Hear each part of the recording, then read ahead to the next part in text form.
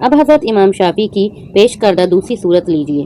خاص طور پر قرآن پاک کی تعلیم عورت کا مہر بن سکتی ہے۔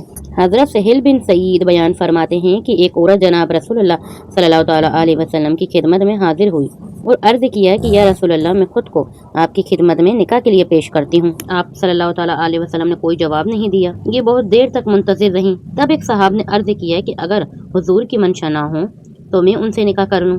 آپ صلی اللہ تعالیٰ علیہ وسلم نے پوچھا کہ ان کو مہر میں دینے کے لیے تمہارے پاس کوئی چیز بھی ہے؟ انہوں نے عرض کیا کہ میرے پاس تو اس چادر کے علاوہ کوئی چیز بھی نہیں ہے۔ آپ صلی اللہ تعالیٰ علیہ وسلم نے فرمایا، کوشش کریے، چاہے ایک لوہے کی انگوٹھی بھی مل جائے تو مناسب ہے۔ اب یہ صاحب گئے، کوشش کی مگر کچھ نہ ملا۔ اب آپ نے پوچھا کہ تمہیں قرآن پاک بھی یاد ہے؟ عرض کیا کہ فلاں فلاں صورت مجھے یاد ہے۔